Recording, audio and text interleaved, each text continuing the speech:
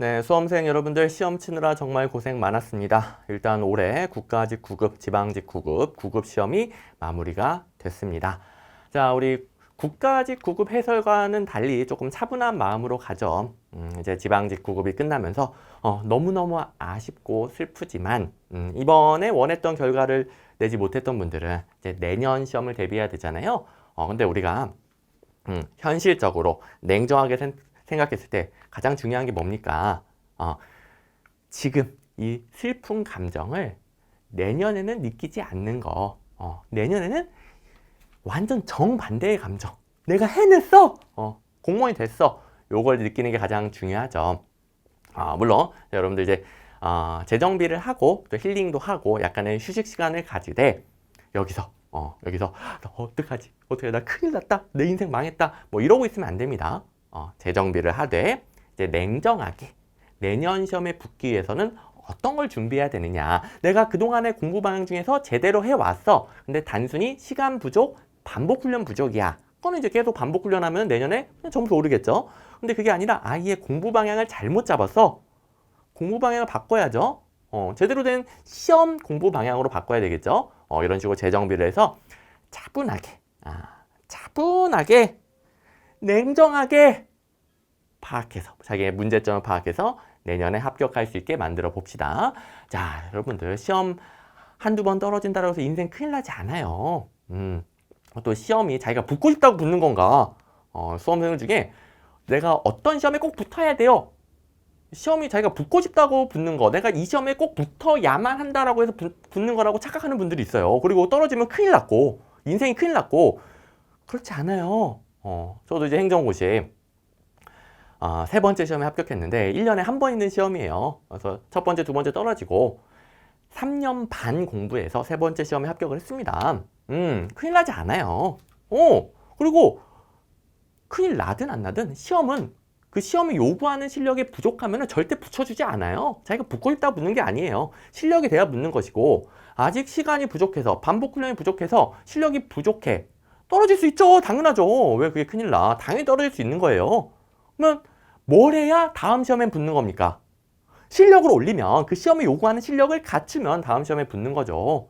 이건 너무 당연한 거예요, 여러분들. 자, 그래서 또 멘탈 나가가지고 그러고 있지 말고 이제 차분하게 지금까지의 문제점 고치고 앞으로는 내가 공부한 족족 점수가 나오는 공부를 해야 되겠다. 이 시험에 제대로 맞춰서 공부를 해야 되겠다. 이렇게 공부 방향을 잡아야 내년에는 지금하고 정반대의 기분, 날아갈 듯한 기분, 동네방네 소문낼 수 있는 그런 결과를 얻을 수 있겠죠. 자, 그래서 우리 냉정하게 차분하게 분석을 하는 겁니다. 자, 이제 본격적으로 해설 강의 들어가기 전에 이제 여러분들이 재정비할 때 가장 중요한 게 뭔지를 잡아야 되잖아요. 여기서 이제 저랑 처음부터 같이 공부해 오신 분들은 공부 방향 잘 잡고 가고 있는 거니까 물론 이제 그런 분들은 이 해설 강의를 볼 일이 없겠죠. 거의 대부분은. 근데 이제 아직 시간이 부족해서 아직 행정학 실력이 부족해 반복 훈련이 부족한 분들 보고 계시는 분들은 저랑 처음부터 하신 분들은 그냥 그대로 하시면 됩니다. 그냥 방향은 잘 잡고 가고 있으니까 앞으로 반복 훈련하면 되는 거예요. 근데 이제 해설 강의 보시는 분들 중에 여태까지 행정학을 열심히 공부했는데도 불구하고 나는 왜 이 시험에 점수가 안 나오지? 합격 가능한 분들 주로 이제 여러 가지 소스 정보를 얻어보니까 합격 가능할 것 같은 분들은 거의 다 95점, 100점도 있고 막 이렇게 맞았던데 나는 왜 안 되지? 요런 분들이 해설 강의를 또 많이 보실 거 아닙니까? 그러면 여태까지 잘못 공부한 것을 제대로 방향을 잡아야 되겠죠? 그래서 후자이신 분들, 전자이신 분들은 이 앞부분 좀 건너뛰고 바로 해설로 들어가시면 되겠고 후자이신 분들은 앞부분도 잘 들으셔야 됩니다. 후자이신 분들은 공부 방향이 잘못된 분들은 앞부분 잘 들으셔야 돼요. 자, 여러분들이 이제 재정비할 때 가장 중요한 게 뭡니까? 내가 행정학은 열심히 공부했어. 근데 공무원 행정학 시험에 맞지 않는 방법으로 공부한 거야. 그러면 점수가 나올 리가 없죠. 시험 공부는 시험 문제를 모르면 그냥 불가능한 거예요. 여러분들 시험 준비하신 분들은 이 착각을 절대 하면 안 됩니다. 시험 공부는 시험 문제를 알아야만 할 수 있는 거예요. 아무거나 자기 맘대로 그냥 빠짐없이 모든 걸 다 공부하면 무조건 점수가 안 나오게 되어 있어요. 그게 불가능하고요. 빠짐없이 어떻게 모든 걸 다 공부합니까? 다른 과목도 해야 되는데. 자, 시험 공부는 시험 문제부터 파악하고 그에 맞춰서 하는 거예요. 그래서 내가 그동안 행정학은 열심히 공부했는데 점수가 안 나왔어. 그것도 오래 공부했는데도 점수가 안 나왔어. 그러면 이제 공무원 행정학 시험에 맞는 공부 방법으로 재정비를 해야 돼요. 이게 후자이신 분들에게 가장 중요한 겁니다.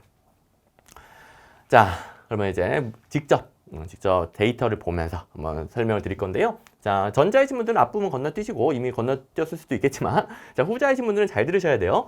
제가 9급 평균 그리고 이번 시험에서 이렇게 데이터를 이렇게 나눠주는데 여기 이제 기출문제, 생소한 문제, 100점 방지 이 용어만 좀 설명드리고 갈게요. 이 기출문제는 여태까지 모든 기출문제 말고 그걸 어떻게 다 공부합니까? 제가 기출에 강한 행정학, 단원별 기출문제집에 추려놓은, 엄선해 놓은 1800문제도 안 되는 그 기출문제만으로 해결할 수 있는 문제의 비중이에요. 이번 시험 거의 흡사합니다. 20문제 중에 17문제니까 거의 흡사하죠. 이번 시험 이렇다고요? 선생님, 제가 보기에는 기출문제집에서 없는 것도 엄청 많은 것 같은데요? 자, 공부가 아직 부족한 분들, 회독이 부족한 분들은 그렇게 느낄 수 있겠죠? 혹은 이제 기출문제를 제대로 공부를 안 했어. 그러면 그렇게 느낄 수 있겠죠? 그래서 제가 일일이 기출문제랑 다 비교를 해줄 겁니다. 일일이 다 비교해 줍니다. 해설 강의 몇 번 들어보신 분들은 다 아시죠? 자, 그리고 이제 생소한 문제 혹은 100점 방지용으로 분류하는 문제는 기출문제집의 문제만으로는 해결할 수 없는 거. 근데 그 중에서 100점 방지는 대부분의 수험생이 틀리는 거야. 이거는 뭐 틀리라고 낸 거야. 100점 방지 말 그대로. 너무 많은 수험생이 100점 맞으면 변별력이 없으니까 틀리라고 낸 거고, 이건 틀려도 상관없고요. 그다음에 생소한 문제는 어느 정도 해결이 가능한 거예요. 근데 그 해결, 자, 생소한 문제는 말 그대로 기출문제집 없는 거, 기출문제집의 문제만으로 해결할 수 없는 것인데 어느 정도 해결 가능하다. 이게 여기로 하죠. 요 통밥이 쌓이면, 회독수가 쌓이면 여기서 선지 중에 한 2개 정도 소거하고 정답률을 50%를 올리든가, 아니면 기출문제 패턴상 이건 절대 정답이 될 수 없어. 혹은 기출문제 패턴상 비교해보니까 얘가 더 정답이야. 이렇게 골라낼 수 있는 문제들이에요. 그래서 내용은 처음 보지만 충분히 풀 수 있는 거. 물론 이제 문제마다 풀 수 있는 정도는 다르겠지만 어쨌든 해결이 가능한 부분입니다. 자, 얘를 바탕으로 해결하는 거예요. 행정학 범위 무한정합니다. 여기를 대비하면 무조건 점수가 떨어져요. 자, 여기를 대비하면 무조건 점수가 떨어지는 겁니다. 이거 어쩔 수가 없어요. 왜? 사람의 시간과 에너지는 한계가 있는데 다른 과목도 해야 되고 과목별 양도 더럽게 많잖아요. 거기서 밑도 끝도 없이 양을 넓혀서 혹시 내가 안 본 데서 시험에 나올까봐 이런 거 다 찾아본다? 이번에 여러분들 그 기출문제 못 본 거 몇 개 있죠? 3문제 있죠? 그게 또 나올까봐 다 찾아본다. 다음 시험 무조건 점수 떨어집니다. 무조건이에요, 무조건. 이거는 예외가 없어요. 여기다가 시간을 쓰면 여기서 더 틀려요, 더 틀려. 시험에서 더 많이 나오는 거, 이걸 소홀히 할 수밖에 없잖아요. 사람은 시간과 에너지 한계가 있다니까. 혹시 내가 안 본 데서 나올까봐, 나와서 떨어질까봐 불안한 마음에 모든 것을 공부하려는 것은 확실하게 떨어지는 방법이에요. 확실하게. 자, 후자이신 분들 잘 들으셔야 됩니다. 그건 확실하게 떨어지는 방법이에요. 이걸 하는 만큼 얘를 반복할 수가 없으니까. 자, 여기 있는 거 한두 번 봤다고 해서 맞추나? 기출문제 있는 거 한 번 띡 봤다고 해서 기억에 다 남나? 천재게 그런 사람 없어요. 합격생들도 그런 사람 없습니다. 여기 있는 걸 수도 없이 반복해야 여기서 안정적인 점수를 획득하고 시작을 하는 거예요. 그런 시간도 없는데. 자, 그리고 처음 보는 거 얘로 맞춘다. 합격생들은 여기 있는 걸로 맞춘다고요. 걱정하지 마세요. 이게 합격 메커니즘. 자, 아직 합격을 안 해본 입장에서는 이 합격하는 메커니즘 자체가 이해가 안 돼서 마음에 와닿지 않을 수 있죠. 근데 이걸 이제 어떻게 풀죠? 처음 보는 건데 그렇게 다 된다고요. 이걸 제대로 속된 말로 조지는 사람은 여기서 안정적인 점수가 나오고 이것도 된다고요. 아유, 국가직 구국과 달리 좀 차분하게 가기로 했는데 잘못 공부하신 분들, 그래서 열심히 했는데도 불구하고 점수가 안 나오신 분들을 보면 제가 안타까워서 하는 소리예요. 제가 여러분들 혼내는 입장 아니죠? 여러분들에게 방향을 제시하는 것인데 안타까운 마음에 이렇게 말씀을 드리는 겁니다. 자, 그래서 이번 시험에서는 17문제, 3문제 뭐 여기에 해당할 것 같은 거는 없어요. 여기에 해당할 것 같은 거는 애매한 뭐 대부분의 수험생이 틀릴 것 같은 문제도 있긴 한데 어느 정도 해결 가능한 그래서 애매한 정도는 하나 있는데 어쨌든 여기는 이제 없다고 볼 수 있겠고 요 정도 문제 조합이고요. 자, 잘 보세요. 자, 기출문제에 있는 거라고 해도 약간의 응용이 필요한 것들도 있을 수 있어요. 그런 문제 어렵죠. 근데 이번 시험은 응용 문제가 A책형 기준 10번 정도 빼고는 없어요. 10번 정도 빼고는 없고요. 이 중에서 16문제는 그냥 기계적으로 답이 나와요. 기출문제에 있는 것만으로 기계적으로 답이 나와요. 일일이 비교해 준다라고 그랬습니다. 그래야지 공부방에 잡히고 진짜 똑같구나 이 정도로 똑같이 나온다고 이걸 뼈저리게 느껴야 이제 앞으로는 엉뚱한 공부 안 하고 제대로 시험 공부를 할 수 있게 되겠죠. 그렇죠? 자, 그리고 이렇게 많은 비중이 기출문제에서 나온다라고 해서 기출문제를 보는 게 아니고 다시 시험 공부는 시험 문제를 모르면 불가능하다니까. 시험 공부를 어떻게 시험 문제를 모르고 합니까? 근데 시험 문제를 파악하는 가장 좋은 자료는 타임스톤 없으면 미래를 볼 수 없으면 기출문제겠죠. 그래서 기출문제를 보는 거예요. 게다가 공무원 행정학 시험은 요 정도로 반복 출제가 된다. 그리고 요 정도로 그냥 기계적으로 잘 안 보이니까 여기다 씁시다. 그냥 요 정도로 기계적으로 풀 수 있는 문제가 나온다. 기계적으로. 물론 요 비중은 좀 차이가 날 수 있지만 이번 시험은 그랬습니다. 자, 그러면 여기서 80점. 자, 80점은 무조건 따고 들어가는 거예요. 자, 그다음에 이 중에서 제가 이제 분류한 게 13, 16, 20번인데 13, 16, 20번인데 이 4차 산업혁명 13번 문제 다 맞추셨죠? 요거는 이제 대부분의 수험생이 맞췄습니다. 이거는 틀리는 게 좀 이상해. 행정학 공부 한 번도 안 했어도 이거는 그냥 맞추는 거고요. 어차피 좀 이따 설명드릴게요. 이 문제 보면서. 이건 뭐 대부분 맞추는 것이고 모두공에서도 뭐 오답률 이런 거 조사를 하는데 오답률 탑5에 없어요. 또 이번에는 그렇게까지 어려운 문제가 없어서 요런 문제도 막 그렇게까지 어려운 문제가 없어가지고 20번은 제외 없어가지고 오답률 5등인가가 30%대예요. 그러면 60% 이상은 다 맞췄다는 소리죠. 얘는 그것도 안 됩니다. 오답률이 그것도 안 돼요. 대부분 맞췄다는 소리죠. 어쨌든 이건 이제 거의 대부분 맞췄을 것이고 그다음에 16번은 이거는 이제 기출문제 회독수가 좀 쌓이신 분들, 내공이 있으신 분들은 또 편하게 맞췄을 거예요. 이게 사지선다 객관식밖에 안 되잖아요. 그러니까 내가 모든 선지의 모든 내용을 정확히 알아야 푸는 게 아니라 4개 중에서 틀린 걸 고르시오? 가장 틀린 걸 고르면 되고 4개 중에서 옳은 걸 고르시오? 가장 옳은 걸 고르면 된단 말이에요. 비교해서 선지들. 기출문제를 보다 보면 그냥 비교해서 가장 틀린 가장 옳은 거 고르면 되네. 이런 게 패턴이 보인단 말이에요. 그렇게 풀 수 있었습니다. 그래서 13번은 대부분 맞추는 문제, 16번은 기출문제 회독수가 충분하면 충분할수록 맞췄을 가능성이 높은 문제. 그래서 기출문제 회독만 충분히 해도 이번 시험은 80점, 90점, 80점, 90점. 자, 얘 틀렸다라고 칩시다. 틀렸다라고 칩시다. 기본 점수가 그래도 85에서 90에서 시작해야 돼요. 이번 시험. 자, 기본 점수입니다. 기본 점수는 뭐다? 대비 가능한 거. 기출문제집에 있는 것만 충분히 회독했어도 그냥 나오는 점수. 그러면 이제 합격생들은 기본은 당연히 되어 있고 그러니까 합격하죠. 합격생들이 기본 점수에서 플러스 알파에서 95, 100점이 나왔겠죠. 이번 시험은 이제 95점 상당히 합격생 기준이에요. 95점 상당히 많을 것 같고요. 100점도 꽤 나올 것 같습니다. 이미 이제 카톡이나 카페에 이제 후기 올리신 분들 보면은 95점 수두룩하고 100점도 있죠. 자, 어쨌든 기본 점수에 기본 점수. 자, 틀렸어도 괜찮아. 20번 틀렸어도 괜찮아요. 처음 봤죠? 괜찮아요. 괜찮아. 이런 거 대비하면 오히려 점수가 떨어진다니까. 그렇죠? 자, 10번은 그래도 기출문제 있는 거라서 아주 다 잘 풀었어요. 잘 풀었어요. 근데 이거 어렵긴 어려워. 근데 이제 기출문제도 있는 걸로 소구할 수 있긴 하지만 이론 강의에서 다 설명 듣는 거긴 하니까 그래서 여러분들이 응용이 필요하긴 했지만 의외로 많은 분들이 잘 풀긴 했습니다. 그래서 이제 합격생들은 요거 하나 틀리고 95점. 그렇죠?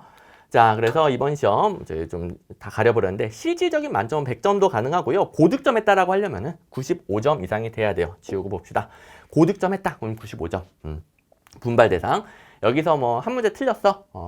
근데 여기서 한 문제 13번은 다 맞추는 거란 말이에요.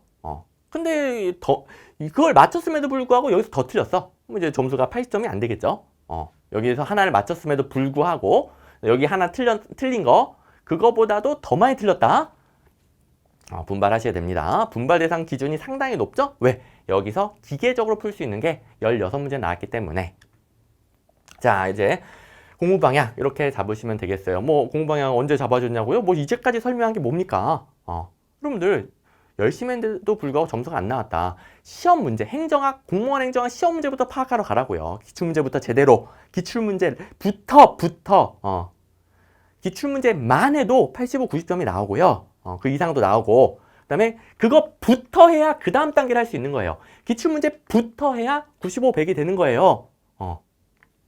자, 이렇게 공부 방향을 잡아주시고, 혹시, 너무 넘겨버렸네. 자, 이건 이제 중요한 거 아니야. 어쨌든, 혹시 자기가 한 7점 맞았어.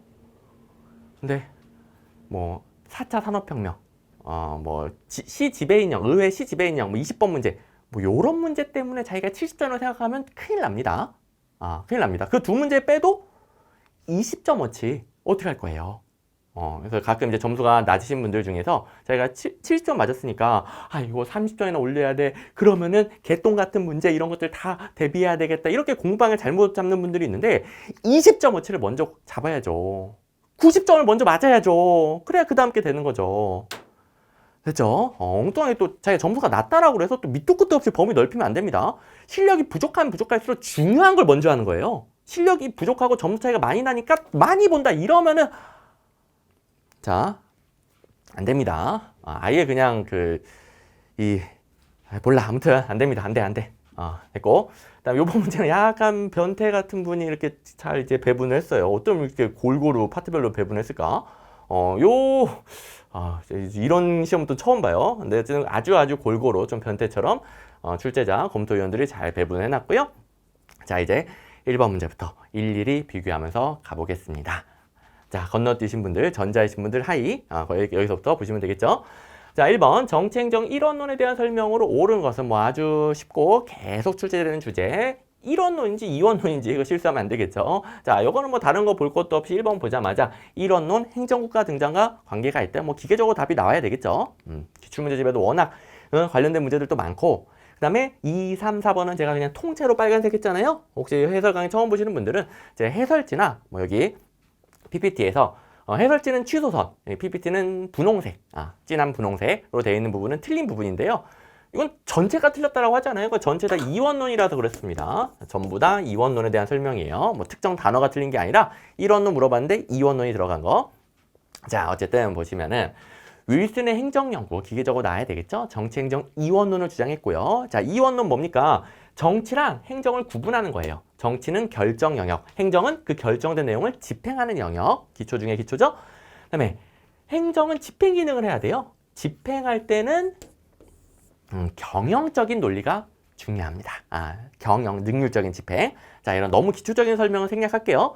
어쨌든 행정은 경영과 비슷해하며 행정이 지향하는 가치로 절약과 능률. 이게 가치 판단을 통해 결정할 때 필요한 게 아니고요. 그 결정된 내용을 기계적으로 집행할 때 절약과 능률 이런 가치가 중요하죠. 그래서 2, 3, 4번 전부 다 통째로 이원론이라서 틀렸고요. 그 다음에 1번 행정국가는 1원론을 배경으로 한다. 이거 정말 잘 나오죠. 자, 그래서 여러 문제가 있어요. 관련된 여러 문제가 있는데 가장 직결되는 거. 자, 기출에 강한 행정학 13번. 행정국가 물어보고 이원론 입장에 설명될 수 있다. 이렇게 좀 거꾸로 낸 것도 있고요. 거꾸로 낸 것도 있고. 여러 문제 형태가 있어요. 정말 많은 문제들이 있습니다. 이쪽은. 거꾸로 낸 것도 있고. 그 다음에 2, 3, 4번과 관련된 거 볼까요? 윌슨 행정연구, 뭐 단골이죠. 윌슨 행정연구 뭡니까? 이원론. 그 다음에 여기서는 여기가 틀린 겁니다. 여기서는 이원론에 대해서 뭐랑 분리했느냐 이걸 낸 건데요. 이원론은 행정을 정치랑 분리한 거예요. 행정을 정치랑 분리하여 경영처럼 이해하는 거죠. 뭐 학문도 마찬가지. 행정학을 정치학이랑 분리하여 경영학처럼 이해하는 거죠. 이런 지문들 뭐 많죠. 정치행정 1원론, 2원론 논의는 포인트 3번에도 있고, 그 다음에 이게 포인트 4번, 포인트 6번, 제가 이제 교재 기준 포인트 여러 군데에서 계속 반복되는 주제이기 때문에 이렇게 같이 연결해서도 나오고 정말 많이 나온 주제죠. 자, 이렇게 기출문제집에 있는 문제랑 일일이 다 확인해 볼 겁니다. 자, 그리고 이제 혹시 저랑 처음부터 같이 안 한 분들은 선생님 2007년 너무 오래된 문제 이런 것까지 봐야 돼? 똑같이 나오잖아요. 선생님 저 공무원 시험만 준비하는데 경찰 간부 문제 봐야 똑같이 나오잖아요. 자, 기출문제집에 그러니까 보세요. 이런 오래된 문제, 경찰 간부 문제 여러분들 볼 필요 있어요, 없어요? 여러분들은 안 봐도 돼요. 선생님 보라면서요. 여러분들은 이걸 다 조사할 필요 없다고요. 제가 매번 반복되는 것은 기출에 강한 행정학에 엄선해서 넣어놔요. 그것만 보라고요. 그것만. 어떻게 모든 문제를 다 봅니까? 자, 여러분들이 스스로 찾아보지 말라고요. 시간 낭비. 제가 엄선한 거. 물론 이제 매번 출제되는 게 또 나왔어. 이번 문제처럼 또 나왔어. 그러면은 요 좀 오래된 문제 좀 이렇게 괜히 불안하니까 저도 이번 문제로 교체를 하겠죠. 그래서 연습하기 더 좋은 문제가 나오면 같은 출제 포인트인데 연습하기 더 좋은 문제가 나오면은 교체를 해요. 근데 뭐 계속 나오긴 했는데 연습하기엔 이게 더 좋아. 그럼 이제 남겨두고 이렇게 제가 이제 다 반영해서 엄선해 놓는 거니까 기출에 강한 행정학의 기출 문제는 연도, 출처는 보지 말고 그냥 공부하는 거예요. 스스로 여러분도 이거 찾아보지 말고요. 됐죠? 오늘 이제 기출에 강한 행정학 문제별로 중요도가 표시되어 있습니다. 중요도 A, B, C로만 구분하시면 됩니다. 자, 어쨌든 뭐 똑같은 문제들 많고요. 자, 그 다음에 제가 해설 강의에서 쌍둥이 모의고사를 좀 소개를 하죠. 이게 모의고사 자랑 아닌 거 아시죠? 왜? 쌍둥이 모의고사는 왜 이름이 쌍둥이입니까?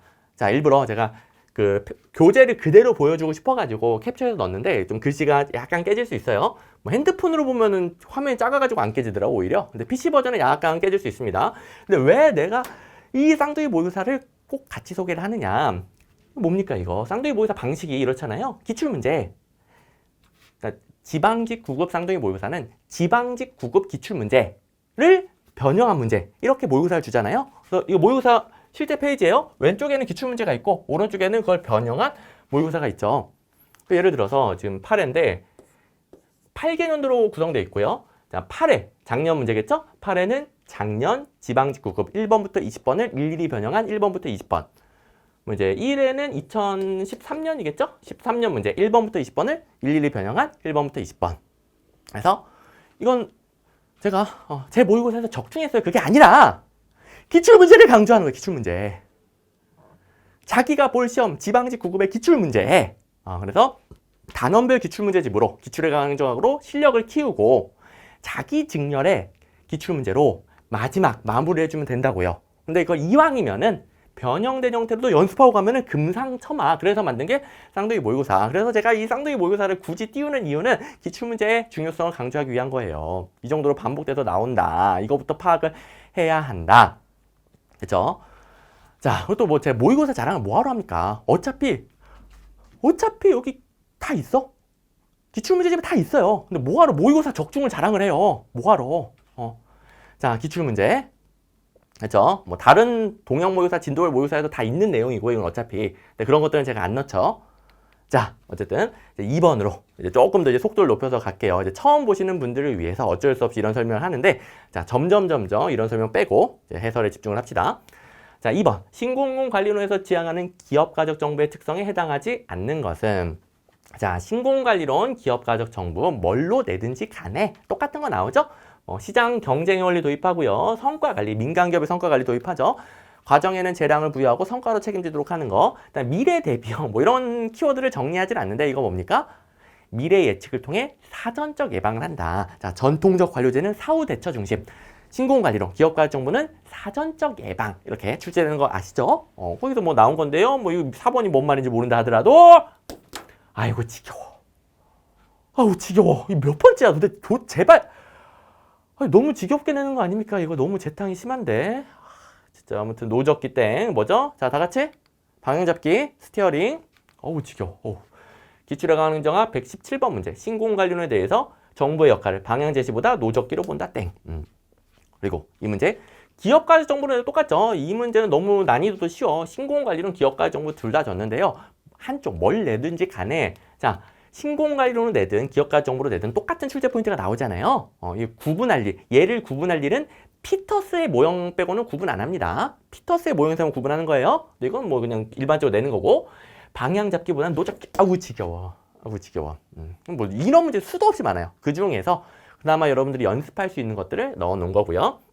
자, 그 다음에 또 처음 보시는 분들을 위해 어쩔 수 없이 설명을 하는데, 117번 문제가 있고 그 문제 아래에 관련 틀린 선지, 이렇게 관련 틀린 선지가 붙어 있는 게 있을 거예요. 이게 뭐냐면 같은 출제 포인트인데, 요 2번에 같은 출제 포인트인데 앞에 2 달아놓고 관련 틀린 선지 이렇게 돼 있는 것들은 똑같은 것을 다른 형태로 한 번 더 연습할 수 있는 거예요. 너무 똑같은 것들은 제가 안 넣었는데, 얘는 이 방향 잡기, 노적기, 영어 표현도 시험에 나오거든요. 영어 표현 알아야 돼요. 그러니까 이게 그냥 방향 잡기, 노적기 한국말 빼고 스티어링, 로우링으로도 나와요. 스티어링, 로우링. 그래서 이건 영어 표현이 중요해요. 그래서 스티어링, 로우링도 알아야 돼. 그래서 이 문제를 엄선해서 넣어 놓는 겁니다. 이것도 오래된 문제긴 하지만 영어 표현 공부하기에는 이 문제가 제일 좋거든.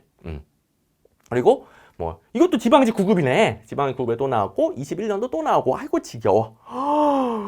이거 뭐야, 5년, 10년, 21년 계속 나오는 주제입니다. 너무 심해. 이건 너무 많이 나와. 어쨌든 이제 다 맞췄죠, 이거는.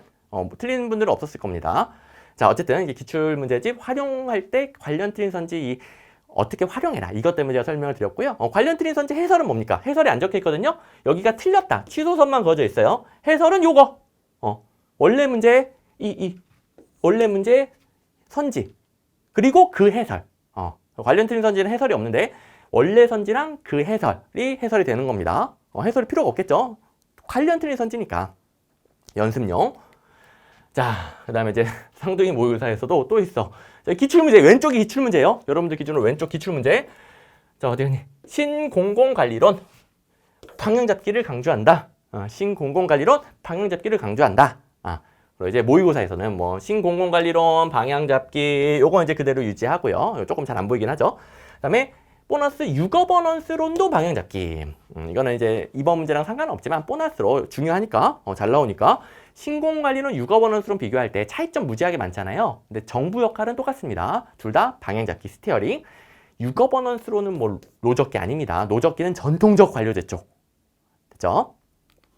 자, 이렇게 쌍둥이 모의사도 있었고, 그 다음에 이제 3번 가보시면 공직분류 체계에 대한 설명으로 옳은 것은, 자, 1번 소방공무원이 경력직 중 특정직. 자, 이건 뭐 너무 쉽긴 하지만 경력직이다 뿐만 아니라 특정직이다. 경력직 중 특정직. 여기까지도 알아야 되는 굉장히 중요한, 시험에 많이 나오는 특정직. 자, 특정직 사례는 전부 다 외우고 가야 된다고 제가 강조하죠. 국회 수석 전문위원 몰라도 돼요. 별정직이긴 한데 몰라도 돼. 차관 모르면 큰일 나죠. 차관 정무직, 차관 모르면 큰일 납니다. 장관, 차관, 처장, 청장, 중앙행정기관의 장, 정무직 이건 모르면 큰일 나고, 그다음에 일반적인 1급에서 9급 공무원. 여기서는 차관부터 3급 공무원까지니까 1에서 3급이겠는데 뭐 일반적인 1에서 9급 공무원 다 일반직이죠. 물론 1에서 9급 공무원 중에서는 다른 것도 있어요. 하지만 일반적으로 차관은 정무직. 여기다 써버려 그냥. 얘는 일반적으로 일반직, 대부분은 일반직. 그 다음에 소방은 경력직. 국회 모르니까 제가 그냥 가려버렸어요. 별정직이긴 한데. 자, 그리고 2번 같은 거 모른다 하더라도 4번 보시면 경력직 공무원은 실적과 자격에 임용된다. 뭐가 적용되는 거죠? 실적주의 적용된다. 그리고 신분이 보장된다. 뭐가 적용되는 거죠? 직업공무원제.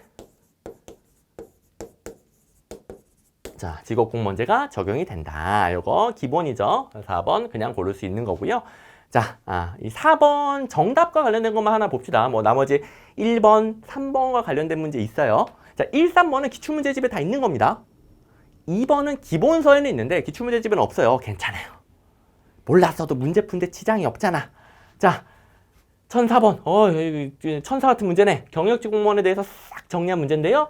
비읍, 실적과 자격에 따라 임용되고 신분이 보장되며. 자, 원래 문제 실적과 자격에 임용되고 신분이 보장되며. 자, 뭐다? 자, 이게 옳은 선지로 출제된 겁니다. 옳은 선지. 경력직 공무원이다. 그죠? 나머지는 이제 보너스로 한번 봅시다. 자, 경력직이 경일특, 일반직, 특정직으로 나눠지죠? 일반직은 여기 있네. 기술, 연구 또는 행정, 일반에 대한 업무에 종사하는 공무원, 일반직. 자, 특정직은 기업, 담당 업무가 특수하여 자격, 신분 보장, 공모 등에 있어서 개별 특별법이 우선 적용되는 공무원. 됐고, 그다음에 정무직. 정무직은 선거로 취임하는 공무원과 국회 동의를 거쳐 임명하는 등 주로 정치적 판단이나 정책 결정을 필요로 하는 업무를 담당하는 공무원. 여기는 정무직. 정무직은 특정별 특수 경력직이죠. 그다음에 별정직, 비서관, 비서 등 보좌 업무 등을 수행하는 공무원. 자, 이거는 해설 강의를 듣는 김에 보너스. 자, 그리고 예시 문제 정말 많이 나오잖아요. 예시 문제 기출문제 집에도 다 있어요. 근데 그 중에서 요것도 이제 기출문제 집에도 있고 쌍둥이 모의고사도 있는 18년도 지방직 구급 문제인데요. 지방공무원법상 특정직해서 자, 특정직 공무원 다 외워야 된단 말이에요. 근데 법률상 특정직해서 이 교육공무원 교육 그다음에 경찰 뭐 정확하게 안 해도 됩니다. 또 교육 계속 지워가지고 뭐 1번 푸는 문제가 있었고요. 뭐 여기 지방의 전문위원이 별정지다 이런 거 기본 사연이 있지. 근데 안 해도 상관없습니다. 안 해도 상관없습니다. 왜냐면 2, 3, 4번 지우면 되니까. 자, 그 다음에 이거는 지방공무원법상 특정직이라서 사례가 몇 개 없어. 근데 국가공무원법상 특정직 이게 사례가 10개 플러스 1개가 있고요. 왜 플러스 1개인지 말씀드릴게요. 10개 플러스 1개가 있고요. 이게 미친 듯이 나오거든. 정말 미친 듯이 나오거든요. 그래서 제가 모의고사는 국가공무원법상 특정직으로 바꿔놨습니다. 모의고사는. 자, 봅시다. 소방공무원이 원래는 여기 지방공무원법상 특정직에도 있었고요. 이 4번 선지가 원래는 소방공무원이었어요. 근데 다 국가직으로 옮겼어요. 국가직으로. 특정직은 계속 똑같고 국가직으로 옮겼어요. 전부 다. 원래 둘 다 있었는데 다 얼로 와가지고 4번 선지는 이제는 틀리게 됐어요. 그래서 제가 다른 걸로 바꿔놓은 겁니다. 이런 식으로 이제 모의고사로 보완도 해주고 기출문제도 개정사항 반영해서 수정도 해주고 그다음에 우리 특정직 공무원 10개 외워야죠. 10개. 자, 다 같이 외워봅시다. 소방, 여기 교육, 경찰 또 있죠. 소방, 교육, 경찰, 법관, 검사, 군인, 군무원, 국가정보원 직원, 외무공무원, 헌법재판소, 재판관 말고 헌법연구관 10가지 무조건 외워야 되겠고 올해 경호공무원이 추가가 됐어요. 자, 국가정보원 직원은 여기 있고 경호공무원이 추가가 됐기 때문에 이제 11개 외워야 됩니다. 11개 경호공무원. 그래서 쌍둥이 모의고사에서 이것도 대비해라. 이렇게 보충을 해준 거고요. 중앙행정기관의 장관, 차관, 처장, 청장. 차관 나왔잖아요. 차관. 차관은 특정직 아니다. 차관 특정직 아니다. 장차관은 원래 잘 나옵니다. 그래서 모의고사로 반영해 준 거고요. 그죠? 자, 쌍둥이 모의고사. 기출문제 강조하는 거예요. 이거 쌍둥이 모의고사 잘하는 거 다 아니다. 이 문제는 맞다. 이 문제는 맞다. 근데 어쨌든 기출문제 강조하는 거예요. 기출문제가 있으니까 제가 이런 문제도 만들죠. 오케이? 자, 그 다음에 4번 가보시면 예산제도에 대한 설명으로 옳지 않은 것은 갑자기 숨차네. 자, 이제부터는 좀 더 차분하게 갈 수 있을 것 같아요. 웬만한 것들은 제가 여러분들 방향성은 다 잡아준 것 같으니까 좀 빨리 갑시다. 1번, 품목별 예산제도는 행정부의 재량을 축소하는 거죠. 알고 싶다. 품목별 예산제도는 무엇을 얼마 주고 구입할지를 일일이 다 통제하는 거예요. 투입에 대한 통제지향. 너무 쉽게 1번 고르셨죠. 이거 틀린 분들 거의 없죠. 나머지 공부용으로 보시면 성과주의 예산은 단위 원가 곱하기 업무 단위로 예산을 배분하죠. 계획 예산제도는 장기적인 기획이 중요합니다. 장기적인 기획에 맞춰서 합리적인 예산 배분을 하죠. 그래서 단기적인 1년짜리 예산 편성도 장기적인 기획에 맞춰서 편성이 되는 거예요.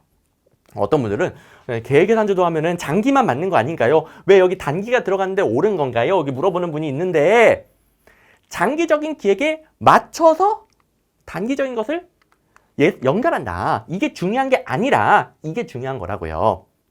오케이. 근데 만약에 여기다가 단기적인 계획을 세운다 이러면 틀리겠죠. 구분 잘하세요. 자, 4번. 연기준 예산제도는 전년도 예산 다 필요 없고 백지 상태, 연기준으로 다시 짜죠? 전년도 예산에 구애받지 않는다. 자, 정답과 관련된 거. 1315문제 있네요. 이것도 이제 지방직 문제입니다. 이거는 추가 채용이라서 쌍둥이 모의고사는 제가 반영하진 않았는데 추가 채용은 17년도 있었죠. 근데 어쨌든 역시 또 지방직 구급 문제고요. 4번. 예산 집행자들의 재량권을 제한. 이거 똑같아. 자, 행정부의 재량권 확대 땡. 재량권 제한 맞다. 자, 그리고 이제 요거는 쌍둥이 모의고사에 넣진 않았지만 16년도에 또 품목별 예산제도 문제가 있어가지고 여기 다 힌트 있는데요. 제가 이렇게 바꿔도 놨어요. 재량의 남용을 방지할 수 있는 예산제도이다. 재량권은 확대가 아니라 재량의 남용을 방지, 재량의 남용을 방지. 이렇게 또 다양한 표현으로 연습할 수 있게 줬고요. 근데 쌍둥이부사가 4개 연속으로 나오네. 미치겠네 이거. 그 정도로 이번 지방직 9급은 그냥 기존 기출문제집 그리고 8개년도 지방직 9급 기출문제에서 뭐 어마어마하게 반복 출제가 됐습니다. 드디어 이제 5번 문제인가가 쌍둥이 모의사가 안 나올 거예요. 그 정도로 많이 반복이 됐습니다. 5번 특별회계 예산과 기금에 대한 설명으로 옳지 않은 것은, 자 여기는 왜 예산이라는 표현이 붙는지 아시죠? 일반회계랑 특별회계까지만 세입세출 예산이라고 하고 기금은 세입세출 예산과 별도로, 그죠? 그래서 2번 보시면 특별회계 예산, 일반회계랑 특별회계 예산은 세입과 세출이라는 운영체계를 지닌다. 이게 뭐 시험장에서 뭔 말인지 모르더라도 뭐 문제 푸는데 지장은 없어요. 이제 부연 설명을 드리면은 이게 세입세출 예산에 포함된다는 걸 의미하는 표현이고요. 그 다음에 특별회계랑 기금은 특정 수입으로 특정 지출을 연결하죠. 통일성의 원칙이 예외가 되죠. 통목수 특기. 그 다음에 4번 특별회계든 기금이든지 간에, 자 일반회계 특별회계 기금 전부 다 국회에 제출하고 국회의 심의를 받아야 되죠. 결산도 국회에 제출하고 결산 심의를 받아야 되겠죠. 이 예산 과정은 집행상 탄력성 차이 빼고는 다 똑같다라고 배웠어요. 자 일반회계 특별회계 기금 예산 과정 집행상 탄력성 빼고 똑같다. 그리고 3번의 집행상 탄력성, 한 목적성 차원에서 자율성과 탄력성이 강한 것은 특별회계보다 기금, 특별회계보다 기금 두 개를 바꾸면 됩니다. 특별회계보다 기금이 되겠습니다. 자, 요런 문장 또 똑같은 거 있죠. 기출문제집에 보시면 1259번 기금은 한 목적성 차원에서 예산에 비하여, 자 예산에 비하여 이 예산이 의미하는 게 보다 세입세출 예산, 일반회계 특별회계 이런 것들 이제 강의에서 다 배우죠. 자율성과 탄력성이 높다. 자, 특별회계 예산은 한 목적성 차원에서 기금보다 자율성과 탄력성이 강하다? 바로 틀렸다는 거 알 수 있죠? 기출문제 회독이 이게 무서운 겁니다. 무서워. 됐고. 자, 지방 재정과 관련해서 좀 어려워하시는 분들 많죠. 하지만 시험 문제는 매우 단순합니다. 1번 재정 자립도는 일반회계 세입 총액분의 분자에 뭐 들어가죠? 자주재원. 자, 요게 바로 안 나오면 어떡합니까? 자, 재정 자주도는 일반재원, 재정 자립도는 자주재원. 자, 자주도가 자주재원 아니에요. 자주도는 일반재원, 자립도가 자주재원. 자주재원이란 말 없는데요. 자, 기본이죠. 자주재원에는 지방세와 세의 수입이 있습니다. 이 두 가지가 자주재원. 뭐 자주재원을 그냥 풀어놨을 뿐. 자, 3번 지방교부세는 지역 간의 재정 불균형을 시정하기 위한 것으로서 수평적인 재정 조정이죠. 자, 지방교부세는 돈이 없는 자치단체에 교부하는 좀 지역 간 차별성 완화, 수평적인 재정 조정 목적이에요. 근데 그렇다고 이건 수직적 재정 조정을 틀리게 낼 수는 없죠. 왜냐면 중앙정부가 주니까 당연히 수직적 효과도 있는데 목적은 뭐다? 수평적인 재정 조정. 그래서 이건 뭐 수직 수평 다 맞긴 합니다. 근데 목적은 수평. 네, 4번. 지방자치단체는 재해 예방 및 복구 사업 등등등. 자, 이걸 정확히 외울 필요는 없어요. 지방채를 발행할 수 있는데 지방채 빌리는 거죠? 빌릴 일은 언제 있을까? 좀 급할 때 혹은 뭐 바로바로 뭔가 빨리빨리 만들어야 돼. 그럴 때. 그래서 재해 예방 및 복구 사업에도 쓸 수 있어요. 자, 사유 4가지 정도 있거든요. 그 중에서 제가 뭐 신경 쓰라고 했던 것은 지방채의 차환을 위해서도 발행할 수 있다. 지방채의 차환이 뭐냐면 예전에 빌렸던 지방채를 갚기 위해 지방채를 발행하는 거. 전문용어로 카드깡. 빌린 돈을 갚기에 또 빌리는 거. 카드깡 하는 거죠. 그 정도만 좀 특이하니까 기억해 두고 나머지는 뭐 당연해요. 통밥이 생겨요. 자, 그다음 2번. 이것도 미친 거 아니야, 또? 왜 몇 번을 써먹는 거야, 이거는? 국고보조금은 지방재정 운영의 자율성을 저해한다는 단점이 있죠. 자, 국고보조금은 중앙정부의 목적, 국가의 목적을 위하여 돈 줄 테니까 네 일 좀 해라. 이렇게 주는 거죠. 국고보조금. 지방정부의 자율성을 해친다는 단점이 있습니다. 국가 일 시키면서 돈 주는 거예요. 용도 지정이 있는 특정 재원이죠. 뭐 미친 듯이 나오죠. 물론 중요하니까 계속 내겠지. 좀 이렇게 미친 듯이 많이 냈던 거는 살짝 응용이라도 하든가. 미치겠어. 국고보조금 지방자치단체의 자율성을 강화 땡. 중앙정부의 예속을 막아줘 아니죠. 오히려 예속될 수 있고요. 이 문제에 관련 틀린 선지로 또 줄줄이 달려 있습니다. 됐고. 그 다음에 쌍둥이 모사. 이거 또 등장했네. 또 등장했어. 자, 어디 갔지? 3번이었던 것 같은데. 국고보조금. 국고보조금은 지방정부의 재원운용의 자율성을 저해할 수 있다. 저해할 수 있다. 됐고요. 그 다음에 7번. 변혁적 리더십에 대한 설명으로 옳은 것은. 자, 변혁 리더십은 이게 재작년에도 나왔는데 지방직 9급에 쌍둥이 모의고사 있겠죠 당연히. 재작년에 나왔었는데 또 나왔네요. 자, 변혁 리더십은 적응. 변화에 대한 적응이 되겠고 안정. 자, 틀린 선지들 보세요. 기계적 조직 체계. 이런 것들. 안정, 기계적. 이거는 관료제적인 조직이죠. 환경 변화가 없다라고 보고 정해진 목표를 극대화하는 안정적인 조직, 기계적인 조직. 관료제적 조직과 변혁적 리더십 안 맞죠? 탈관료제, 그러니까 환경 변화에 적응하기 위한 탈관료제적 조직에 적응하기 위한 변혁적 리더십이 잘 맞죠? 그 다음에 우리 또 기계적으로 나와야 되는 거. 변혁적 리더십의 내용은 부하에게 리더가 비전을 제시하고 비전을 공유하도록 하는 거. 그리고 그걸 위해 개인적 배려하죠. 지적 자극하죠. 여기는 없지만 카리스마적 리더십, 영감적 리더십 네 가지를 구성 요소로 합니다. 개인적 배려, 지적 자극 이 키워드 뭐 무지막지하게 나오죠. 틀렸고 3번은 틀린 게 없네요. 4번 변혁적 리더십에서 틀린 선지로 가장 많이 나오는 게 뭡니까? 거래적 리더십. 거래 뭡니까? 부하가 열심히 일을 하면 합리적인 보상을 주는 거. 리더와 부하의 관계를 경제적 교환 관계로 인식하고 보상에 관심을 둔다. 그냥 다 그어서, 다 취소성 그어서 거래적 리더십. 뭐 제일 많이 나오는 틀린 선지 패턴이 되겠죠. 당연히 기출문제집에도 리더십 유형을 고르시했을 때 개별적 관심과 배려, 지적 자극과 관련된 거, 비전 제시하고 추가하도록 격려하는 거, 변혁적 리더십 이렇게 고르는 문제도 있고요. 뭐 다양한 문제들이 있습니다. 자, 그리고 재작년에 지방직 9급에서 똑같은 게 출제가 됐었다라고 그랬죠. 틀린 선지 내용은 좀 다른데 변혁적 리더십과 관련된 거. 그리고 제가 변혁적 리더십에서 이런 용어들을 많이 쓰니까 같이 연습을 해라. 1번 주어진 업무의 수행 정도에 따라 합리적인 보상을 제시하는 리더십을 중시한다. 거래적 리더십 땡. 맨날 나오는 패턴 거래적 리더십. 그다음에 4번 그다음에 여기 기출문제에서는 지적 자극 중시한다. 그다음에 어디 갔니? 지적 자극. 지적 자극. 이거면 됐네. 지적 자극에다가 여기 비전. 비전을 제시하고 공유하도록 한다. 요런 키워드면은 당연히 정답 고르는데 아주 문제가 없죠. 그리고 참고로 2번 리더의 특출한 능력으로 특출한 개인적인 능력 발휘해서 변혁적 리더십을 발휘하는 게 카리스마적 리더십. 그다음에 3번 업무 수행의 의미를 발견하고 몰입하도록 해주는 거 영감적 리더십. 이 네 가지 구성 요소까지도 자 됐고요. 8번 조직 이론에 대한 설명으로 옳은 것은 역시 쉬운 문제가 되겠죠. 뭐 1번 보자마자 바로 답 찍고 넘어가신 분들 많죠. 인간관계로는 동기유발 기제로 사회 심리적 측면을 강조한다. 뭐 밑에 볼 필요도 없겠지만 실전에선 볼 필요도 없겠지만 공부를 해보시면 시간과 동작에 관한 연구 과학적 관리론은 우리 태과시로 외웠죠. 태과시, 테일러, 태과시, 메이오의 인간관계로는 호손 실험. 자, 메이오의 인간관계로는 호손 실험이죠. 호손 실험. 그래서 실험 종류 잘 나온다. 태과시 메이노.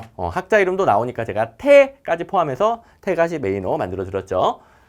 3번 사회적 능률 자아실현인 신고전으로 가야 되겠죠.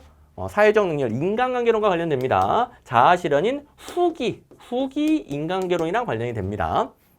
인간관계론 후기 인간관계론을 기초로 하는 게 신고전. 고전적은 과학적 관리론. 4번 상황론적인 조직이론에서는 조직구조는 상황에 따라 달라져야 된다는 거예요. 이건 뭐냐면 모든 상황에서 적용되는 유일 최선의 조직 구조가 없다라고 보는 거 없다. 모든 상황에서 최고의 구조, 최고의 관리 방법이 없다. 상황에 따라 달라져야 된다. 그게 상황론적 조직 이론이 되겠습니다. 자, 관련된 것들 뭐 인간관계론 사회 심리적 요인을 중시한다. 뭐 이것만 가지고도 1번 고르는데 문제가 없겠지만 뭐 다른 것들도 여러분들 공부가 되라고 기출문제랑 비교할 수 있는 거 다 넣어놨습니다. 학자 대놓고 출제된 적이 있죠. 테일러, 태과시 시간과 동작에 관한 연구를 통해 최선의 방법을 추구하였다. 과학적 관리론. 그다음에 과학적 관리론에서 사회적 능률 땡이 나온 적 있죠. 자, 과학적 관리론이 고전적 조직이론. 자, 그래서 고전적 조직이론을 내든 과학적 관리론을 내든지 간에 사회적 능률성 땡. 그다음에 상황론적 조직이론에서 상황론. 모든 상황에 적합한 최선의 조직화 방법은 존재하지 않는다. 존재하지 않는다라고 전제를 한다. 기출문제집에 뭐 똑같은 문장이 있네요. 상황론적 조직이론은 이런 주장을 한다. 그리고 이 선지에 관련 틀린 선지에 방금 기출문제로 봤던 거 똑같은 거 있습니다. 이 선지에 관련 틀린 선지로 제가 그냥 옳은 선지로 갖고 왔는데 틀린 선지로 낸 거 똑같은 것도 있어요. 있고요. 그다음에 15년도 지방직 9급에서 출제가 됐었네요. 여기서 신고전이 인간관계론, 후기 인간계론, 사회적 인간관, 자아실현인 고전이 아니고요. 그다음에 인간관계론이 사회 심리적 측면을 강조하죠. 인간관계론이 사회 심리적 측면을 강조한다. 그런 것들 뭐 다 양쪽으로 연습할 수 있게 만들어 놨습니다. 여기 이제 메이오, 호손 실험, 호손 공장 실험, 그다음에 인간관계론 이런 것들 키워드 연습할 수 있게 만들어 놨죠. 됐고. 네, 9번.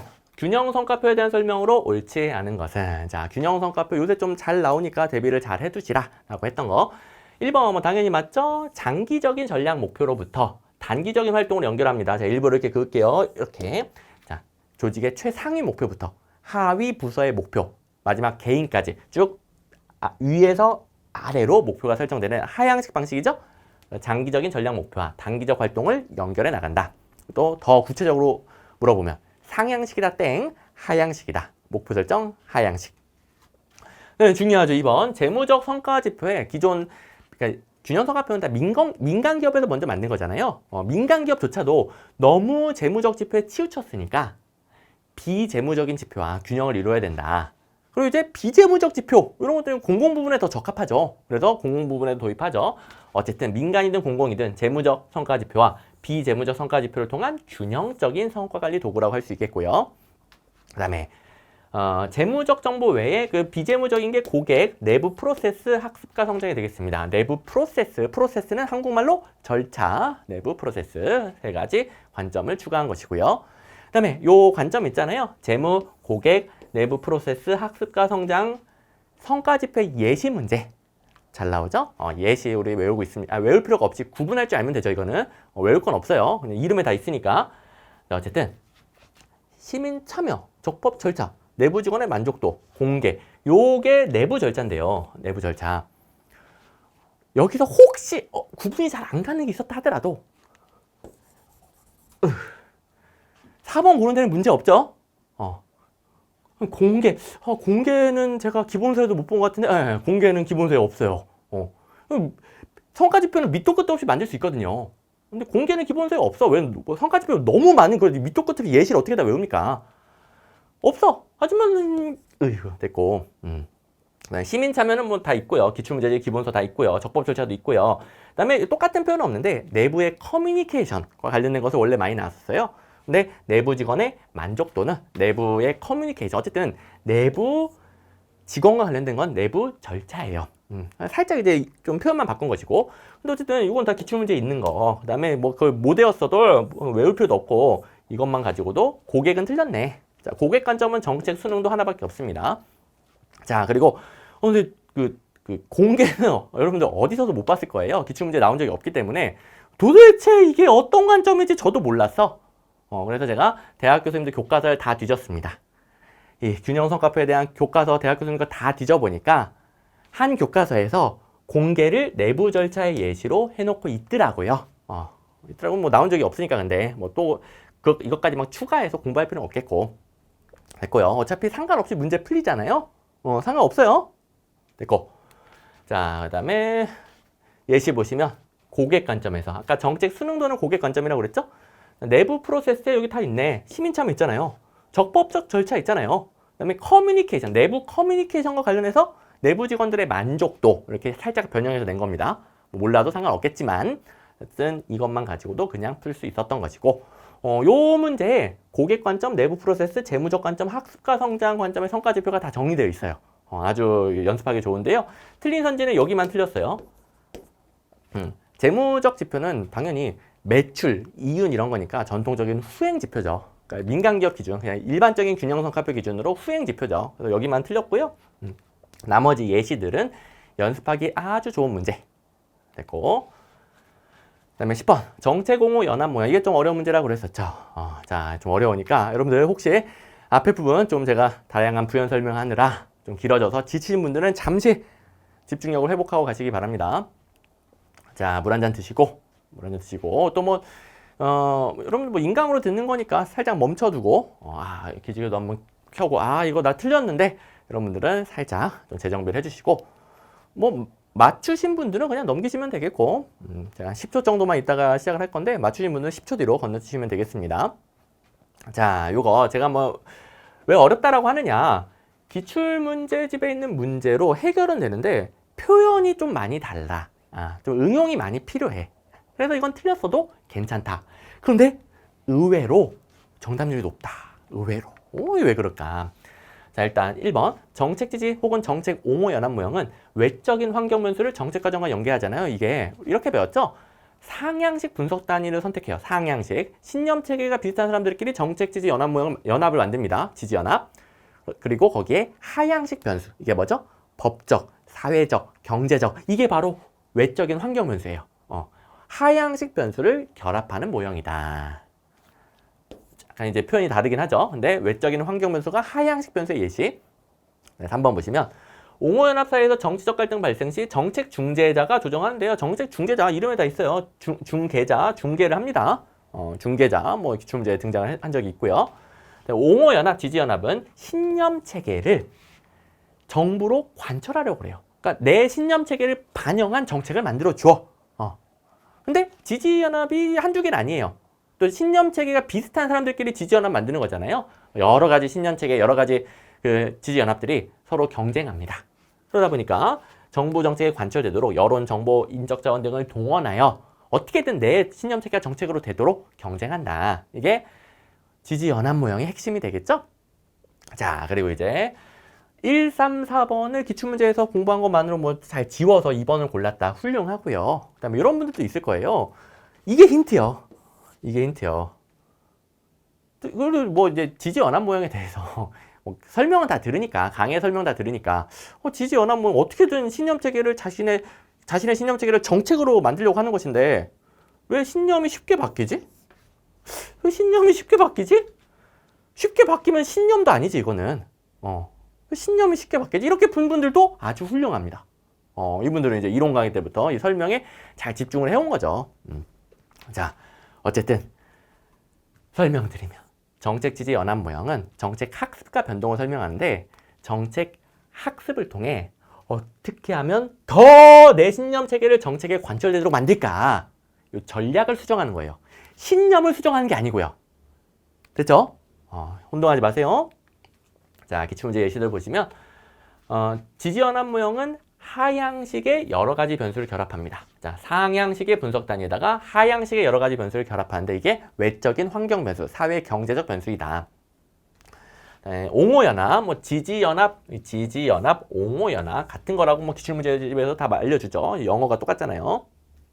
신념 체계별로 여러 개의 연합으로 구성된 정책 행위자 집단이 자신들의 신념을 정책으로 관철하기 위해서 경쟁합니다. 자신들의 신념을 정책으로 관철하려고 해요. 그러면서 뭐 사례까지는 다 외울 필요 없겠지만 각종 언론 등등을 동원한다. 자, 그리고 정책 변동 모형으로서 정책 중개자가 중요한 역할을 한다. 뭐 중개하는 역할을 하겠지. 이런 모형은 정책 지지, 죄송합니다. 잘못 눌렀어. 이런 모형은 정책 지지 연합 모형. 그 다음에 두 번째 거 주목해 봅시다. 신념 체계, 정책 학습 등의 요인은 정책 변동에 영향을 준다. 자, 보세요. 학습으로 신념 체계가 변한다가 아니라 신념 체계가 정책 변동에 영향을 주고 이 신념 체계를 관철하기 위하여 어떻게 하면 더 관철될까? 학습을 통해서 전략을 수정한다. 요렇게 인과관계가 요렇게 되어 있습니다.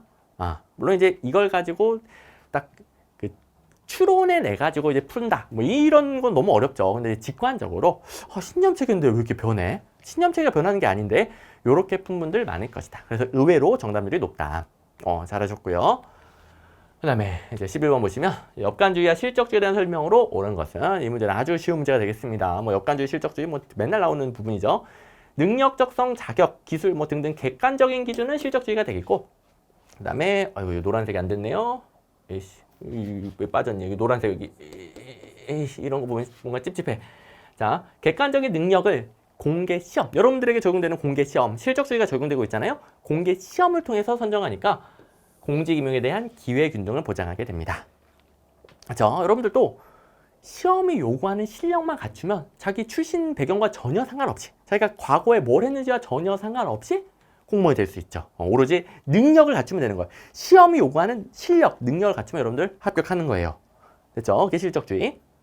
그 다음에 실적주의에서는 이제 정치인들이 공무원을 뽑는 게 아니죠. 역관주의는 정치인들이 뽑잖아요. 자, 이거부터 봅시다. 역관주의. 역관주의는 정치인들이 뽑죠. 자기 말 잘 듣는 사람을 뽑고요. 자를 수도 있어요. 그러니까 공무원들은 이 정치 지도자들의 말을 잘 들을 수밖에 없죠. 정치 지도자 혹은 정치 지도자 혹은 갑자기 용어가 기억이 안 나니 그 집권 정당, 정치 지도자 집권 정당에 충성을 할 수밖에 없죠. 그래서 국민의 대표, 국민의 다수가 지지한 집권 정당 정치 지도자의 공약을 자기 말 잘 듣는 공무원과 함께 실현하니까 국민에 대한 관료의 대응성이 높아지고요. 정치 지도자의 국정 지도력이 강화됩니다. 실적주의는 이제 정치인들이 못 뽑아. 정치 지도자가 못 뽑아요. 따로 시험 쳐서 뽑죠? 실적주의에서 정치 지도자의 국정 지도력이 약화되는 거예요. 됐죠? 뭐 이게 어려운 내용이긴 하지만 너무 지겹게 나와가지고 틀리긴 힘들죠. 실적주의, 공직 취임의 기회균등. 이것만 이제 봤어도 이 문제 외에도 기회균등은 다른 문제도 나옵니다. 4번 고르는데 전혀 문제가 없겠고요. 그 다음에 역관주의는 정치 지도자의 국정 지도력을 강화. 자, 아까 문제에서 약화였죠? 약화는 실적주의. 역관주의는 강화. 그 다음에 국민에 대한 관료의 대응성을 높일 수 있는 거 역관주의. 이거는 뭐 아까 있었던 틀린 선지랑 똑같은 패턴이네. 완전히 거의 토시 하나 안 틀리고 똑같죠? 이런 것들 뭐 많습니다. 그리고 쌍둥이 모의고사 오랜만에 등장했는데요. 자주 등장하고 계시죠? 어쨌든 자격, 능력, 업적 등 객관적인 기준, 역관주의 땡. 이거는 1번 선지랑 똑같은 패턴이 되겠고 그 다음에 또 뭐 있었던 것 같은데? 여긴가? 국민의 요구에 대한 관료적 대응성을 확보하기 어렵다. 실적주의. 확보할 수 있다. 역관주의. 끝까지 봐야 돼요. 자, 대응성을 확보하기 어렵다. 실적주의. 확보하기 좋다. 역관주의. 됐죠? 이런 것도 있고요. 12번. 고위공무원단 제도에 대한 설명으로 옳지 않은 것은 자 고위공무원단 계급 중심 바로 그어주시면 되겠죠? 근데 혹시 이 문제에서 선생님 미국은 계급 중심 아닌가요? 자 근데 역량 중심, 성과 책임, 개방과 경쟁은 뭐 미국이든 한국이든 고위공무원단 자체의 목적이자 취지잖아요. 고위공무원단의 공통적인 거잖아요.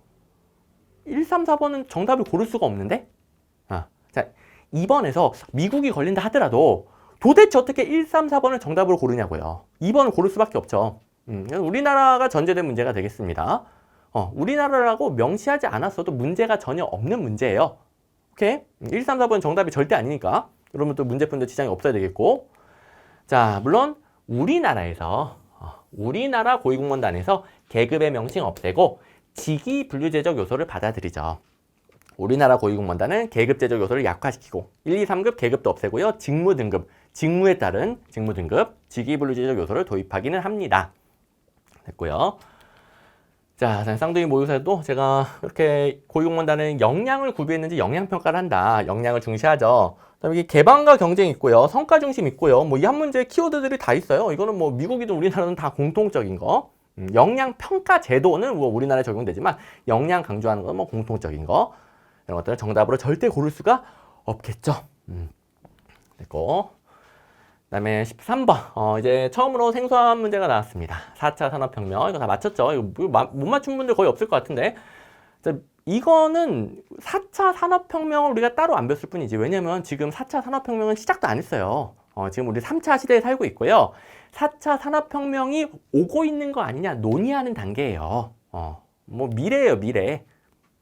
현재랑 미래 좀 걸쳐 있는 논의예요. 아직 뭐 이게 우리가 뭐 본격적으로 대비할 필요도 없고 대비 안 해도 이 문제 푸는데 지장이 없죠. 자, 지식정보 사회는 우리가 행정에서 배우잖아요. 지식정보 사회에서조차도 전통적 관료제는 항상 땡으로 나오잖아요. 땡.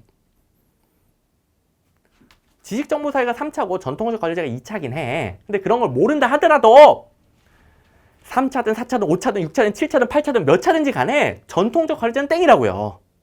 전통적 관료제는 땡. 대량 생산 및 규모의 경제, 전통적 관료제에서 강조하는 건 땡이라고요.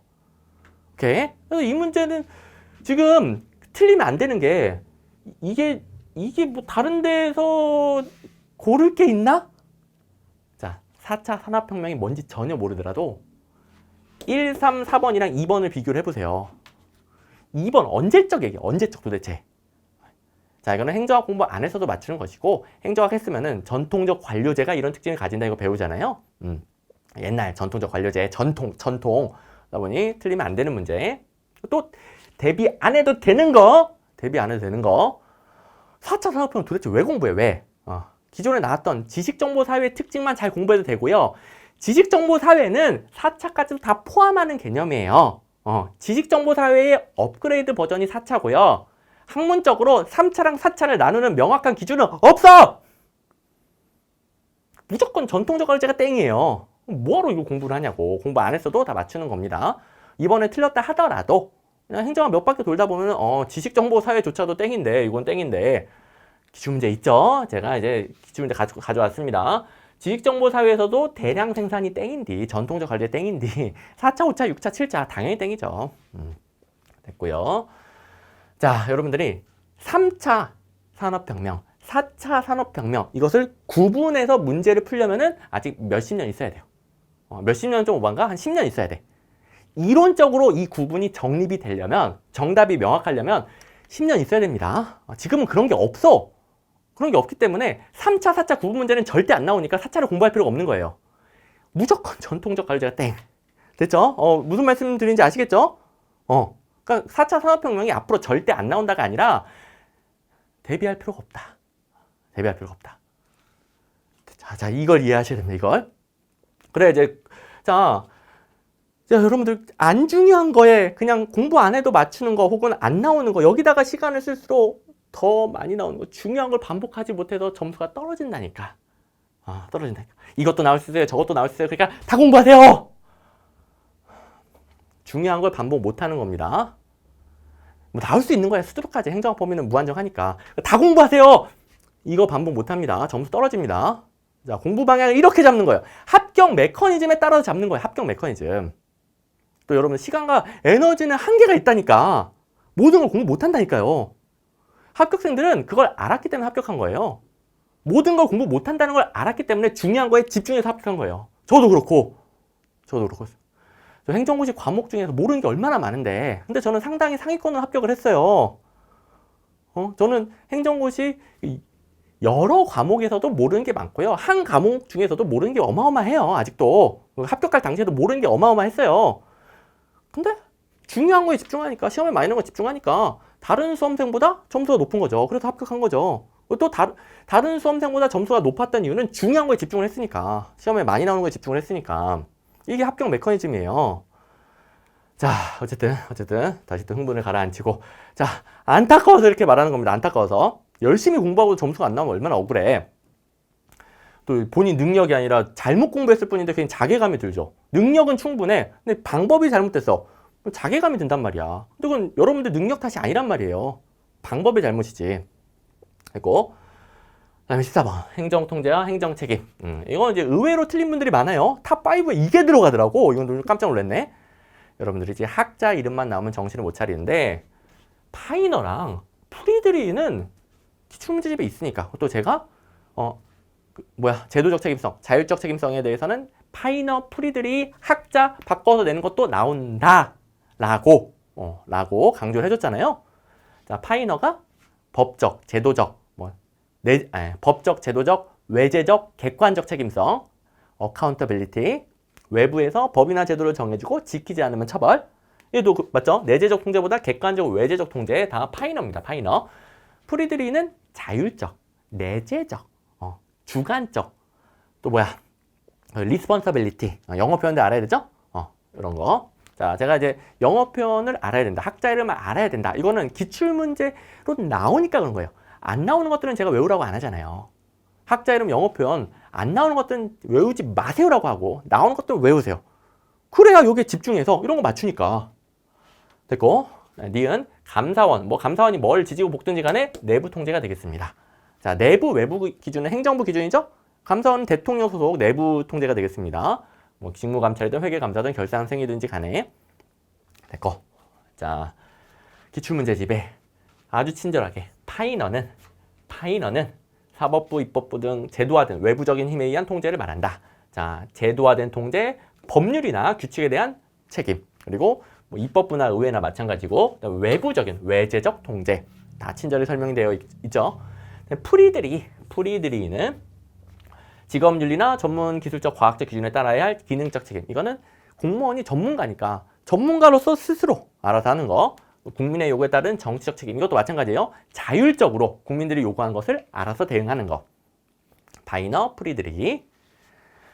자, 그리고 감사원의 직무감찰, 직무감찰에도 뭐든지 간에 감사원이 하는 건 내부 통제.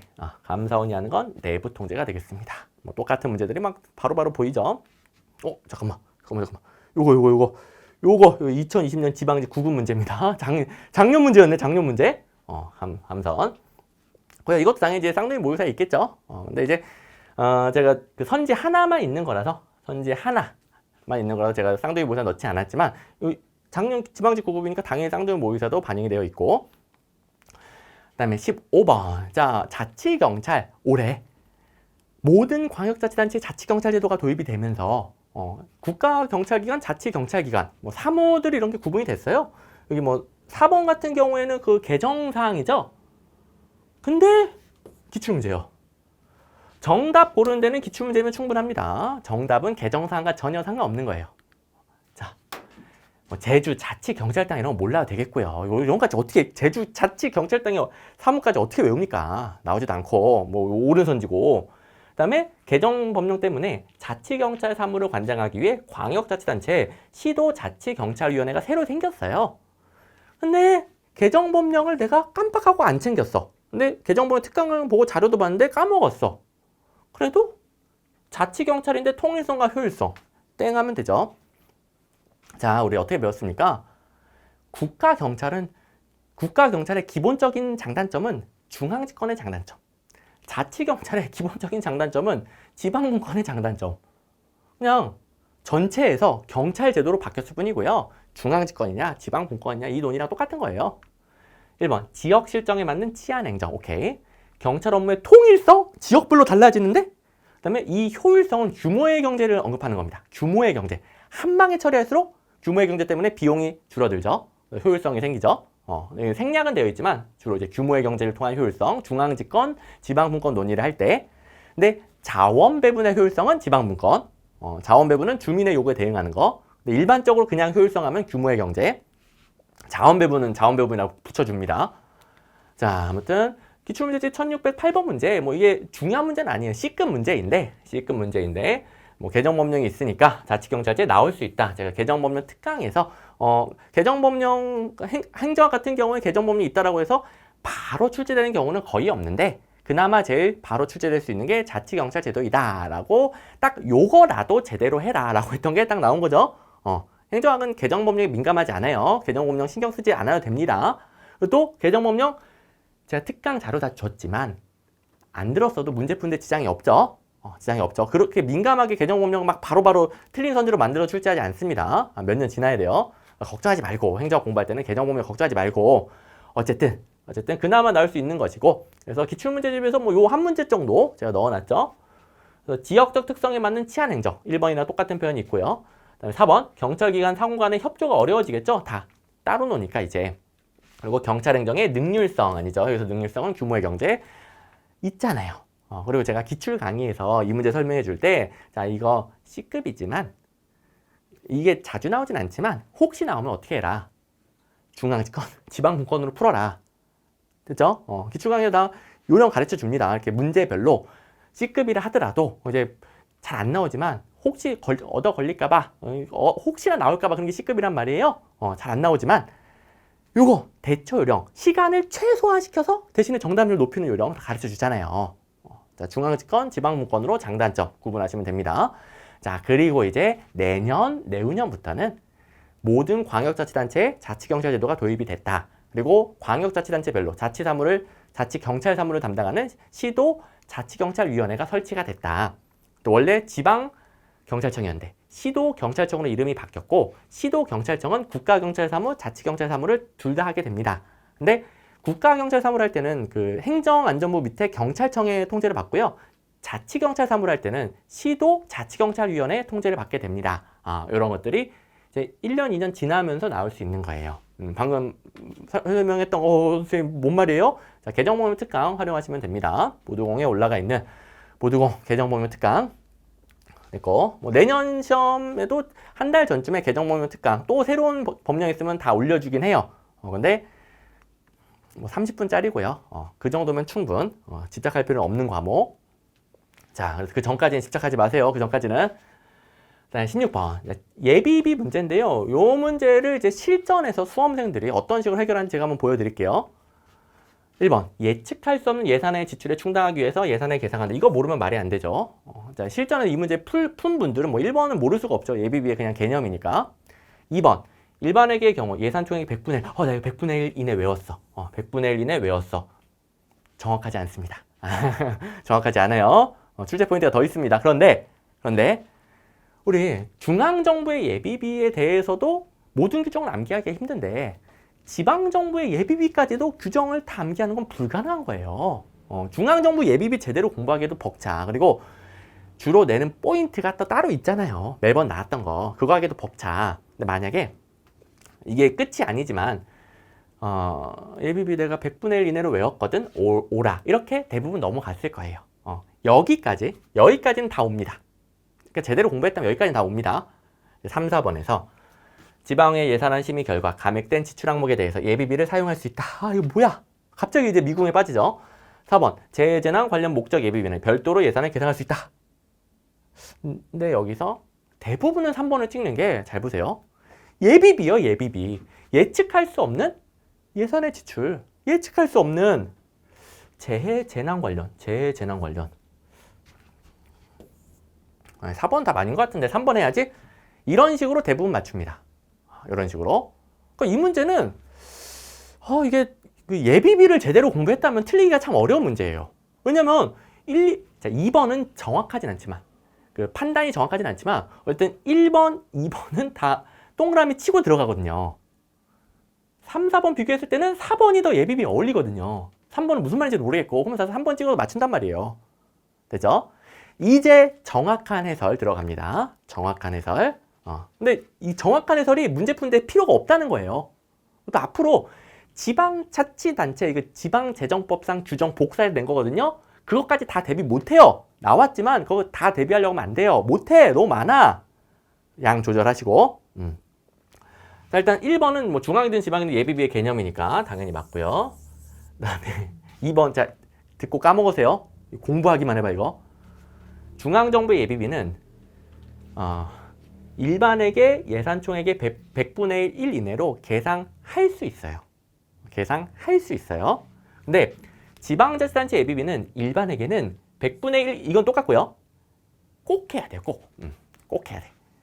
요런 출제 포인트가 하나 더 있는데 실전에서 이거 맞다고 넘어간다니까. 이것만 보고. 그러니까 잘못됐지만 문제를 틀리진 않는다니까. 틀리진 않아요. 또 이렇게 중앙정부는 할 수 있다. 지방정부는 일반에게는 꼭 해야 된다. 요거 출제할 가능성 거의 없습니다. 너무 세부적인 규정이에요. 여태까지 나온 적이 없고요. 앞으로도 그럴 가능성 거의 없어요. 요거는 출제 포인트, 출제 의도가 있다라기보다는 그냥 규정을 복사해서 넣다 보니까 그냥 들어간 거예요. 근데 약간의 차이는 있다를 제가 부연 설명해 줄 뿐이에요. 부연 설명. 그러니까 일부러 넣은 출제 포인트는 아니에요. 그랬으면 여기 틀리게 됐죠. 오른선지. 그렇죠? 뭐 이게 정확한 해설인데 까먹어도 상관없다. 까먹어도 상관없습니다. 자, 까먹어. 그 뭐지? 맨인 블랙인가? 이거. 자, 여기 다 보세요. 자, 여기 다 보시면은 자, 다 까먹었습니다. 합격하는데 지장이 없으니까 까먹어야 합격하지 이런 걸. 됐고, 문제 푸는데 지장이 없죠. 그 다음에 17번 가보시면 앨리슨 모형. 자, 이거 좀 어렵게 뭐 사례형으로 출제했는데요. 자, 보세요.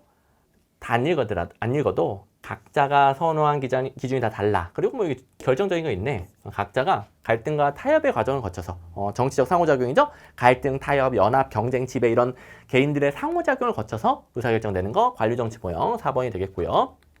자, 여기서 이게 뭐야 이게. 선생님 여기 각 부처 대표잖아요. 각 부처. 각 부처는 하위 조직 아닌가요? 하위 조직. 뭐 제가 어디서 봤는데요. 각 부처 있었어요. 각 부처. 이거 하나밖에 안 나오네. 이거 한 번밖에 안 나오네. 한 부처. 한 번. 또 뭐 부처에 따라서는 불만을 가진. 각 부처 하위 조직 나오면 조직 과정 모형에 의사결정이 안 나왔잖아요. 조직 과정 모형 의사결정은 이게 아니라 표준 운영 절차. 의사결정이 이거잖아, 의사결정이. 왜 도대체 그 조직과정 모형을 가는 거야? 단어 하나만 가지고 이 조직과정 모형을 가면 안 되죠. 그것도 본인이 추측한 거잖아, 추측. 근데 여기에 확실한 근거가 있잖아요. 관리정치 모형의 확실한 근거. 자, 그리고 부연 설명해드리면, 자, 여기서 뭐 해안 봉쇄니 뭐 이런 건 다 중요하지 않습니다. 저 이제 참고하라고 기본서에 넣어놓진 않지만 필요 없다라고 그랬죠. 문제는 그게 아니에요. 어쨌든 뭐 해안 봉쇄라는 게 나왔는데 최선의 대안이라는 보장은 없었고, 이거 뭡니까? 이거 합리 모형 아니거든? 합리적 행위자 모형 아니거든? 힌트를 준 겁니다. 부처에 따라서는 불만을 가진 대표자도 있었다. 하위 조직, 부처는 하위 조직이긴 해. 근데 어쨌든 그 부처에 따라서는 불만을 가진다. 자기들 표준 운영 절차에 안 맞는 거거든. 표준 운영 절차에 안 맞아. 그래서 이거는 좀 어렵긴 하지만 어쨌든 조직 과정 모형 아니다.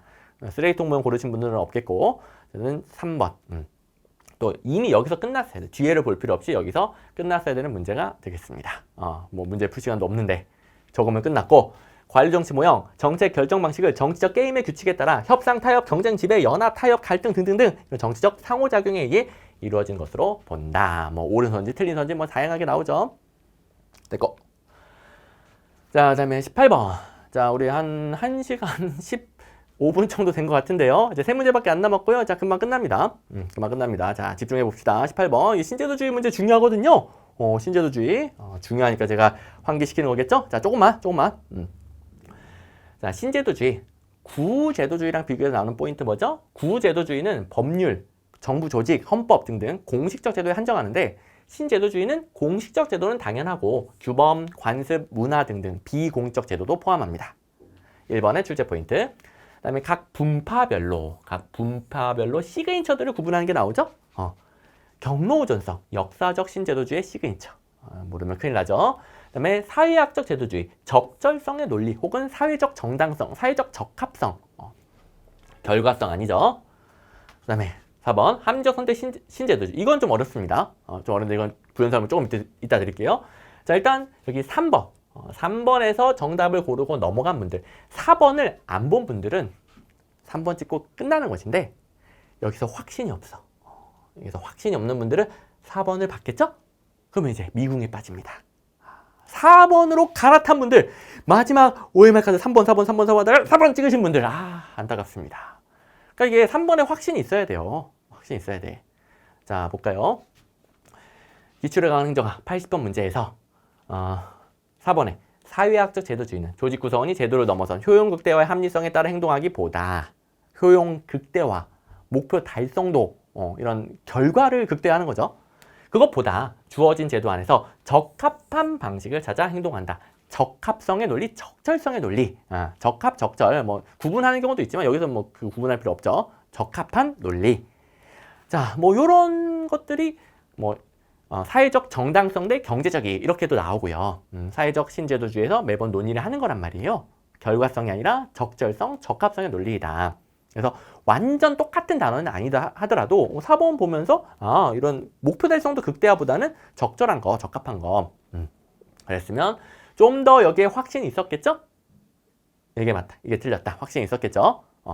이제 4번을 볼 필요가 없었겠죠? 4번 부연 설명 드리면, 합리적 행위자의 이기적 행태를 제도가 제약한다고 본다? 선생님, 합리적 선택이면은 다 이기적인 선택하는 거 아니에요? 맞아요. 맞아요. 근데 공유지의 비극 같은 거 생각을 해보세요. 모든 사람이 이기적인 선택, 합리적인 선택을 한 결과 공유지가 고갈돼서 아무도 못 쓰는 공멸하는 결과가 나오죠? 사회적인 비합리성, 비효율성으로 연결이 되잖아요. 그래서 이기적이다 보니까 그걸 알긴 알아. 근데 이기적이다 보니까 자기 눈앞의 이익만 추구를 하는 거죠. 그래서 알긴 아는데 자기 눈앞의 이익, 이런 상황이 공유지의 비극 상황 아닙니까? 그래서 제도를 만들면, 그러니까 합리적 선택 신제도주의에서는 이렇게 이기적인 선택이 모여서 제도를 만들 수 있다고 보는데, 그들도 이제 공멸하면, 고갈되면은 모두 안 좋다는 거 아니까 제도를 만들어서 우리의 이기적인 행동을 제약하자. 뭐다? 예를 들어 우리 그 공유지 소 뭐 하루에 하나만 먹이자. 여기도 하나, 여기도 하나, 하나 이렇게만 먹이자. 하루에 2마리 끌고 온 사람 감시해서 그 2마리 끌고 온 사람 걸리면 벌금 매길 겁니다. 이런 식으로 우리 이용 규칙을 만들고 서로 감시하자. 그러면 모두의 이기적인 행동이 제약이 되고 목초지, 공유지가 유지되니까 계속 소를 키울 수 있겠죠. 목초지가 다 그냥 고갈되면 소는 누가 키울 거야, 뭐가 키울 거야. 그래서 이기적인 행동을 제약할 수 있는 제도를 만들 수 있다고 보는 거예요. 공유지의 비극에 대해서 오스트롬이 제시한 이용 규칙을 마련하고 서로 감시하는 거. 요게 이 4번의 예시가 되는 겁니다. 물론 얘는 여러분들 낚시하기 위한, 여러분들의 함정에 빠뜨리기 위한 지문이 되겠죠. 3번에서 골랐어야만 하는 거죠. 됐죠? 함정용 지문은 뭐 이렇게 다 대비가 안 돼. 매번 나오는 낚시 패턴은 기출문제도 다 있어요. 저도 강의에서 다 설명을 해주고. 근데 저런 것까지 어떻게 다 대비를 합니까? 기출문제에 있었던 낚시, 함정 패턴을 먼저 하시고요. 그 다음에 요거는 기존 경로를 유지하려는 제도의 속성, 아까 경로 전성은 역사적 신제도주의였죠? 보너스. 자, 다음 19번. 정책 실험에서 내적 타당성을 위협하는 요인 중 다음 설명에 해당하는 것은, 자, 사전 측정 등등 여러 번 측정을 하다 보니까 뭐 측정, 실험, 시험, 검사 다 섞어 쓰는 거 아시죠? 측정 내용에 대해 친숙해짐으로써 혹은 뭐 학습 효과를 얻게 됨으로써 한마디로 계속 측정하다 보니까 측정 내용을 잘하는 거야. 그래서 실험 집단의 측정값에 영향을 주는 거. 뭐 뒤에는 의미 없고요. 자, 실험 요인, 측정 요인, 시험 요인, 검사 요인 다 똑같은 겁니다. 정답은 1번이 되겠고요. 기출 문제 보시면 실험 효과 똑같은 거예요. 정책 및 프로그램의 실시 전후 유사한 검사를 반복하는 경우, 아까 뭐 사전 측정, 뭐 사후 측정 있잖아요. 어쨌든 실시 전후 유사한 검사를 반복하다 보니까 시험의 친숙도가 높아져서 측정값에 영향을 주는 거. 즉 친숙도 높아져서 어디 갔니? 요렇게 되겠네요. 이거는 제가 뺀다는 게 깜빡했어요. 에이, 보너스. 자, 외부적 사건은 역사 효과. 외부적 사건은 역사 효과. 이건 보너스로 여러분들 멈춰두고 한번 연습해 보시고요. 뭐 기출 문제집 613번이고요. 자, 아무튼 친숙도가 높아져서 측정값에 영향을 준다. 그 다음에 여기서 이제 질문이 나오죠. 선생님, 친숙도 높아지는 거 다수적 처리에 의한 간섭 아닌가요? 여러 번의 실험으로 친숙도 높아지는 거 다수적 처리에 의한 간섭. 이걸 헷갈리는 분들은 내적 타당성 저해 요인, 외적 타당성 저해 요인 아직 개념이 안 잡힌 거예요. 내적 타당성 저해 요인은, 자, 실험 집단의 측정값 결과에 영향을 주는 거예요. 외적 타당성 저해 요인은 그 영향받은 결과를 다른 집단에 일반화시킬 때 일반화가 어렵다는 거예요. 요거는 다른 집단에 일반화가 어렵다가 아니잖아요. 그냥 결과에 영향을 받았다 끝! 결과에 영향을 받았다 끝! 그러니까 이건 내적 타당성 저해 요인이에요. 그러니까 외적 타당성 저해 요인인 다수적 처리한 간섭에는 헷갈릴 이유가 없어요. 왜? 내적 타당성 저해 요인이니까. 여기 2번에 뭐 다수적 처리한 간섭 있더라도 절대 찍으면 안 되겠죠. 내적 타당성 저해 요인 중 내적 타당성 저해 요인 중에 여기도 내적 타당성 저해 요인 중에 찍어야 되겠죠. 이 표현이 없더라도 이거 가지고 그렇죠? 그러니까 내적 타당성 저해 요인, 외적 타당성 저해 요인 이 개념 자체를 먼저 구분해 놓고 그다음에 거기서 이제 각각 구분을 해야죠. 이 단어 가지고 요거 반복. 실험 반복해서 친숙해졌다. 이것만 가지고 구분하면 안 되죠. 그거는 이제 키워드가 겹치지. 됐죠? 질문하는 분들이 워낙 많아가지고 이게 처음부터 좀 잘못 공부했구나 싶어가지고 제가 강조를 드립니다. 됐고요. 자, 그 다음에 이제 20번 가볼까요? 마지막이고요. 여러분들 이제 기대했던 생소한 문제 중에서 가장 이제 정답률이 낮은 거, 오답률 1등. 요거 이제 대부분 틀리긴 했는데, 그래서 100점 방지로 넣을까 말까 했는데, 그래도 어찌 지울 수는 있거든요. 정답률 50%까지는 가능하다 보니까 생소한 문제를 넣어놨습니다.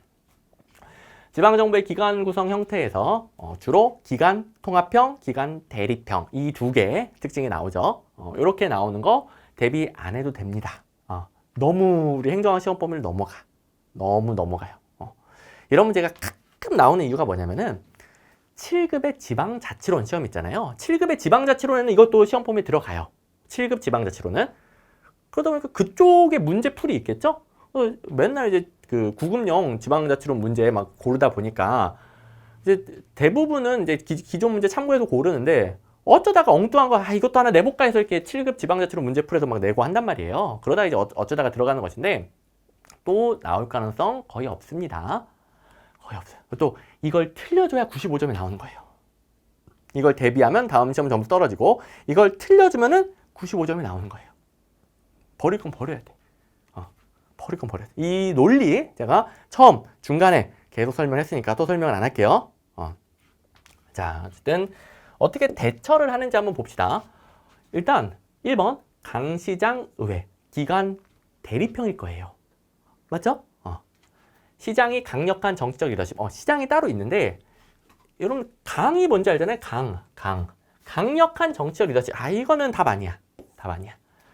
2번 위원회면은 지방의회 쪽을 강조하죠. 기관 통합형일 거예요. 그리고 또 우리 기관 통합형의 예시에 미국의 위원회형 뭐 이런 단어가 등장하잖아요. 위원회형 등장하니까 통합형일 것 같고, 주민 직선으로 선출된 의원들이 집행부서의 장. 통합형. 별 문제 없을 것 같아. 3번 약시장의회. 오케이. 1번, 3번 대비되는 것이고, 이건 기관 대립형 중에서 약이구나. 시장의 권한이 약해. 시장의 권한이 약해. 일반적으로 의회가 예산안 편성. 원래 예산 편성은 단체장 쪽. 자, 이 시장은 시장만 의미하는 게 아니라 단체장을 의미하는 거예요. 단체장 중에 하나가 시장이잖아요. 어쨌든 단체장 쪽. 예산 편성 원래 단체장인데 의회가 한다고? 약이라서 그런가? 그다음에 4번 의회 시지배인. 뭐야 이게? 뭐지 시지배인?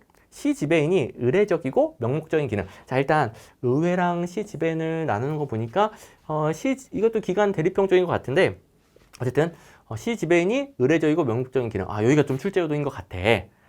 하지만 이게 맞나? 잘 모르겠어. 그래서 뭐 3, 4번 중에 찍었다? 뭐 훌륭합니다. 아주 훌륭해요. 1, 2번은 조금 찍으면 안 되겠고, 3, 4번 중에 찍었다. 정답률 50%가 되겠죠? 아주 훌륭합니다. 이 정도면 된 거예요. 근데 저는 모르는 거 나오면 3번으로 찍기로 했거든요. 3번 찍었어요. 괜찮아요. 틀렸어도 괜찮다고요. 이런 걸 틀려줘야 95점이 나온다고요. 자, 살짝만 설명드리면, 의회 시지배인형은 의회가 시지배인에게 집행 권한을 다 위임해 줍니다. 시지배인이 주민이 뽑진 않아요. 주민이 뽑는 단체장은 아니지만 의회에 권한을 위임받아서 집행을 실질적으로 담당을 해요. 단체장처럼. 그래서 의례적이고 명목적인이 틀렸는데, 자, 이것도 듣고 까먹습니다. 자, 이걸 틀려야 95점이 나오는 거야. 자, 시험 그 당일에 카톡이 여러 개가 왔는데, 그 중에서 보세요. 자, 2021년 6월 5일 토요일 날, 교수님 지방직 95점 감사합니다. 20번 문제 하나 틀렸는데 20번 문제 하나 틀렸는데 95점. 그다음에 또 21년 6월 5일 어디였어? 행정학 95점 나왔어요. 20번 생소한 거 틀렸어요. 크크크크크. 이걸 틀린 게 기쁜 거야. 왜? 이걸 틀렸기 때문에 95점이 나온 거거든. 얼마나 기뻐. 합격 메커니즘 알겠죠? 큰일 났다. 큰일 났어. 이거 다 준비해야 돼. 이런 것까지 범위 왕창 넓혀야 돼. 다음 시험 점수 떨어지는 거예요. 어떻게 합격하는지 이제 아시겠죠? 자, 그래서 이 두 분 사례를 따왔습니다. 두 분 사례. 또 이분은 이제 이관왕 할 것 같아요. 국가직도 필기 합격했고, 요분은 그 합격 여부는 안 알려줬는데, 어쨌든 이분은 이관왕 할 것 같고요. 여기는 이모티콘 넣고 여기는 이모티콘 안 넣고 뭐 이거 차별하는 거 아닙니다. 여기는 이제 합격 여부를 제가 잘 모르니까 고생 많았다. 여기 이제 뭐 국가직 때도 연락이 왔어요. 그래서 그 이관왕 뭐 면접 다 마무리하자, 파이팅 하자는 의미고요. 이상한 거 설명하고 있네. 아무튼 순간적으로 이모티콘이 보여가지고 누구는 넣고 누구는 안 넣어주고 해가지고 순간적으로 변명을 했네요. 자, 아무튼 우리 기출문제집에 있었던 거 17문제 앞으로도 완벽하게 대비해야 되겠고요. 자, 이번 시험 말하는 겁니다.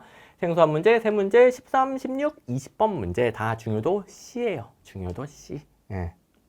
결과만 딱딱 확인하시면 되는 거예요. 자, 해설지에 어디가 틀렸는지 다 그어놨잖아요. 여기가 틀렸고 옳게 고치면 뭐다. 암기용 해설. 그 정도만 딱 참고하고 땡. 예. 자, 100점 방지용은 없었고.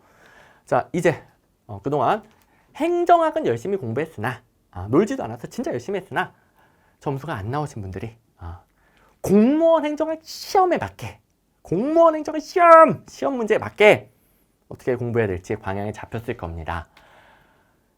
기출문제부터 제대로 잡아야 기본 점수가 확보가 되고 그걸로 이제 생수학 문제도 추가적으로 맞춰가지고 95, 100점이 완성이 되는 거예요. 뭐 모든 시험이 100점이 가능하진 않겠지만 이번 시험 같은 경우에는 뭐 마지막 것도 정답률이 50%까지 올라가니까 100점도 가능하고 그다음에 그걸 틀렸다 하더라도 95점. 95점.